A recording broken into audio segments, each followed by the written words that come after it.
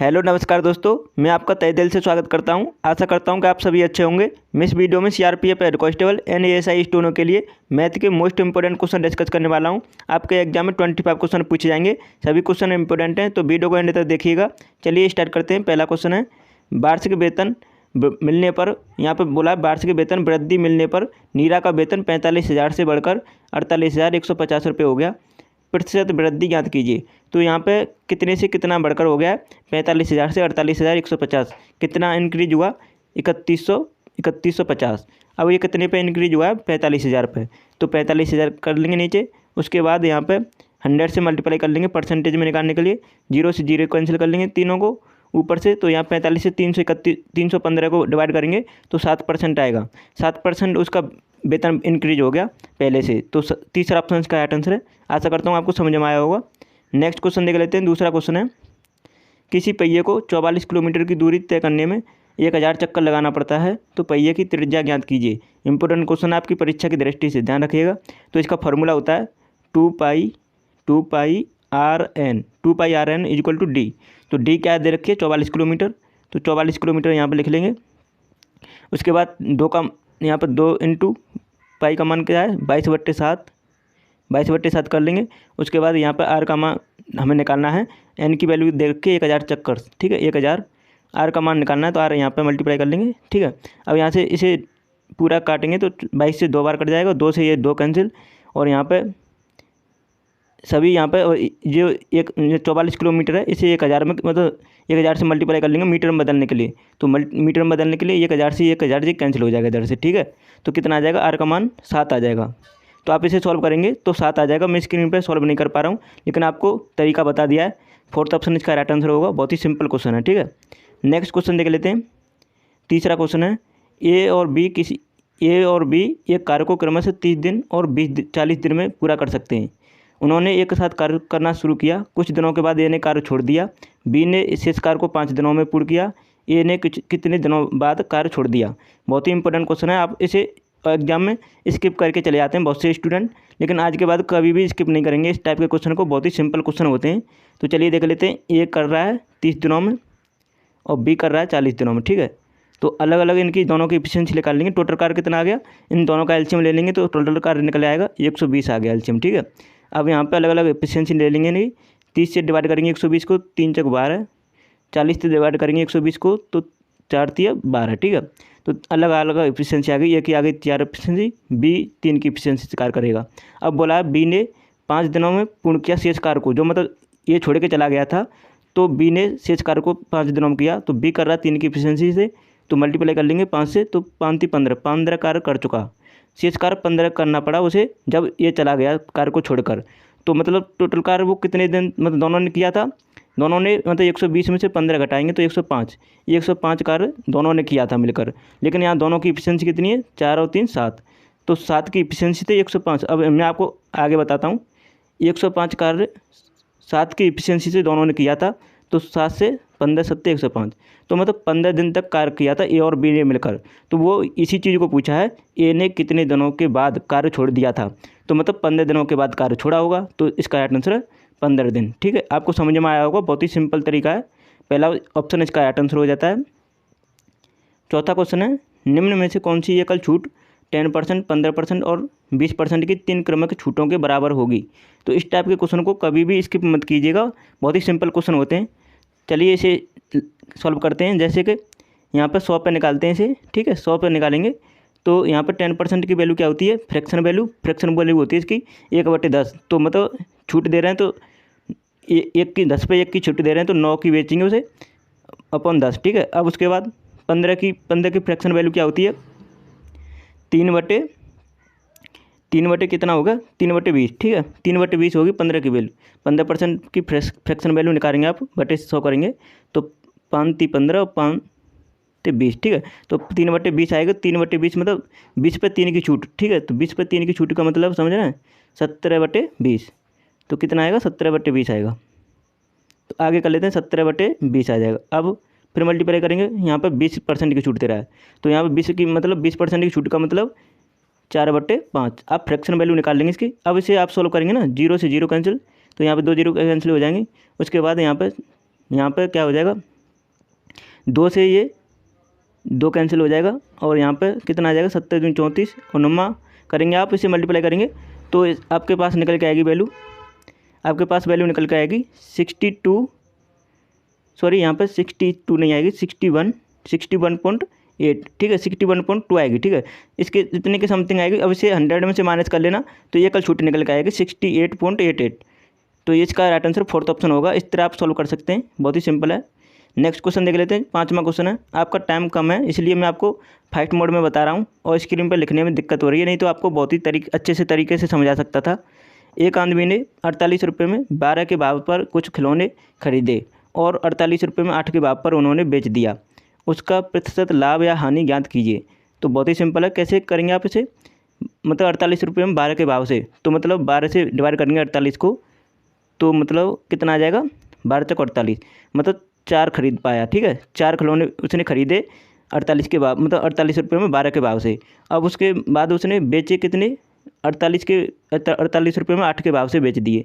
तो 48 को 8 से डिवाइड करेंगे तो 8 छंगे 48, मतलब 6 बिक रहा है और 4 खरीद के लाया था, 6 बिक रहा है, ठीक है। तो कितना 2 इंक्रीज करके बिक रहा है, क्योंकि उसके सस्ता बिक रहा है इसलिए 2 का इंक्रीज कर रहा है, ठीक है। तो उसे हानि होगी, इसका मतलब हानि हुई होगी क्योंकि 4 कोई चीज़ 4 ही उसमें खरीद पा रहा है पैसे में, उतने ही पैसे में 48 रुपये में, और 6 बिक दे रहा है, तो मतलब 2 की हानि हो रही है उसे। तो 2 की कितने पर हानि हो रही है, ये 4 पे हो रही है हानि, तो 4 पे निकाल लेंगे। तो क्या करेंगे इसे 2/4 इंटू 100 परसेंटेज में निकालने के लिए, तो 1/2, तो 1/2 की वैल्यू क्या होती है, फ्रैक्शन वैल्यू, सॉरी परसेंटेज में 50% आ जाएगा।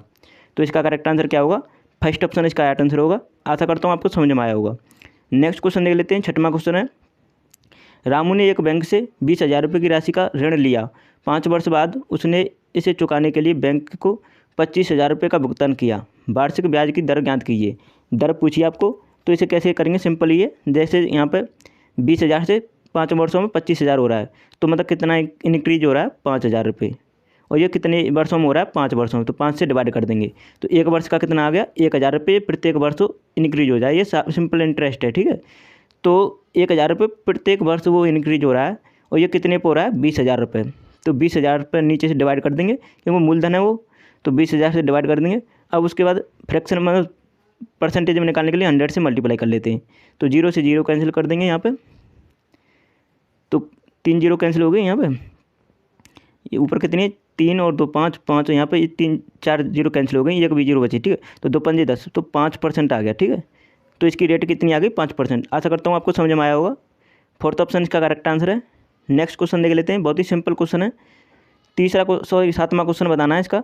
3 संख्याओं का अनुपात दे रखा है 2:3:5, ठीक है, और उनके घनों का योग दे रखा है 34,560। तो दूसरी संख्या कितनी होगी। तो आपसे इस टाइप के क्वेश्चन को कभी भी स्किप मत कीजिएगा, बहुत ही सिंपल होते हैं। जैसे कि यहाँ पे इनका रेशियो हम 2x, ratio 3x, ratio 5x दे रखा है, ठीक है, x मान लेते हैं, ठीक है। अब यहाँ पे अलग अलग दे रखा है इनका।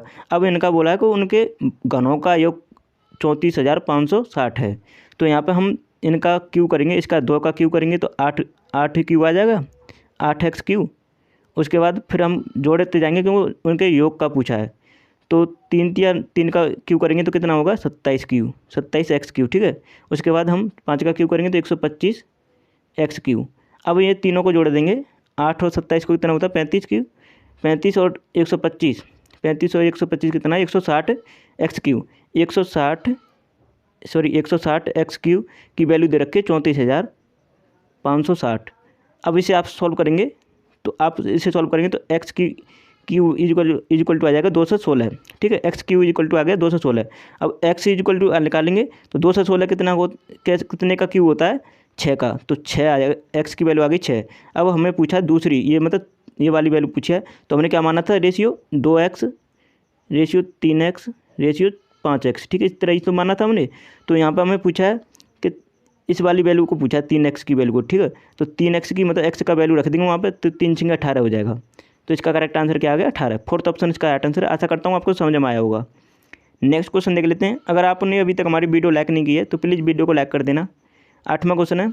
एक व्यक्ति ने अपनी वस्तुओं के 3/50 भाग को 16% के लाभ पर और शेष भाग को क्रय मूल्य पर बेच देता है। इस पूरे लेन देन में उसके द्वारा अर्जित लाभ प्रतिशत ज्ञात कीजिए। कितना सिंपल क्वेश्चन है। आप इसे लगाने के लिए देखो फ्रैक्शन वैल्यू में दे रखा है, इतने भाग को 16% के लाभ पर बेचता है। मान लीजिए फ्रैक्शन वैल्यू को सॉल्व करने के लिए हम 50 मान लेते हैं वैल्यू, ठीक है। वो 50 थी वैल्यू, मतलब उसकी वस्तु की कीमत 50 थी, तो उसे हम 3/5 भाग को 16% के लाभ पर बेचना चाहता है, तो 3/5 निकालेंगे इसका, तो 5 से 50 को डिवाइड करेंगे, 10 आ जाएगा, 10 या 30, तो मतलब 30 को तो वो 16% के लाभ पर बेच रहा है, और बाकी 50 में से 30 घटाएंगे तो कितना बचा 20 को ज्यों का त्यों बेच रहा है, ठीक है। तो 20 को ज्यों का त्यों बेच रहा है 20 में ही, ठीक है। अब देख लेते हैं आगे।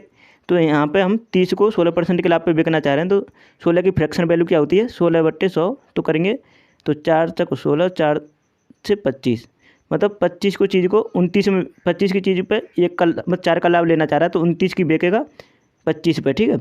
अब यहाँ पे हम 30 की चीज़ को यहाँ पे 29/25 करेंगे, तो आप इसे सॉल्व करेंगे 5 से 5 बार और 5 से 6 बार, तो आप इसे सॉल्व करेंगे आगे भी। तो आगे सॉल्व करने के बाद कितना आएगा, ये सॉल्व कर लेते हैं। 6 से यहाँ पे 29 को मल्टीप्लाई करते हैं, तो 6 नाम 54 और 6 दूनी 12 और 12 और 5 17, ठीक है। 174/5 आ गया, 174/5, ठीक है। 174/5/5, ठीक है। अब वो उसमें बोला है कि शेष भाग को वो क्रय मूल्य पर बेच रहा है। क्रय मूल्य कितना, तो शेष भाग कितना बचा था 20, तो 20 को जोड़ देंगे इसमें। शेष भाग को ज्यों का त्यों बेच रहा है, क्योंकि उसमें कोई लाभ नहीं हानि ले रहा था, ठीक है। तो ज्यों का त्यों बेच रहा है, तो इसे मल्टीप्लाई करेंगे, तो ये कितना होगा 20/100, तो 274/5, 274/5। अब उसने वो पूछ रहा है कि पूरे लेन देन में उसके द्वारा अर्जित लाभ कितना हुआ, ठीक है। तो इसमें हम इसे आगे सॉल्व करेंगे, तो 5 से मल्टीप्लाई करें, 5 से डिवाइड करेंगे इसे, 55/25 2, 55/25 2, उसके बाद 5 × 20 और यहाँ पे आ गया 5 × 40, तो 54.8 आ गया, ठीक है, 54.8।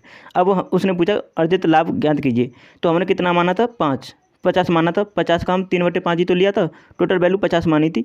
50 से वो कितना इंक्रीज हो रहा है 54.8, मतलब 4.8 हो रहा है इंक्रीज, ठीक है। तो ये कितने पे हो रहा है, अब देखेंगे आगे 4.8, ये कितने पे हम लाभ निकालते हैं, जो क्रय मूल्य होता है। क्रय मूल्य कितना माना था 50 पे लाभ निकालेंगे, तो 100 से मल्टीप्लाई कर लेंगे।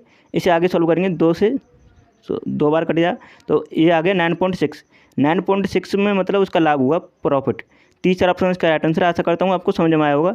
स्क्रीन पर बताने में थोड़ा दिक्कत होती है, लेकिन मैं आपको ईजी तरीके से समझा सकता था। तो आपने अभी तक हमारे चैनल सब्सक्राइब नहीं किया, तो चैनल को सब्सक्राइब करके बेल आइकन को ऑन कर लेना, और प्लीज़ वीडियो को लाइक कर देना, शेयर कर देना।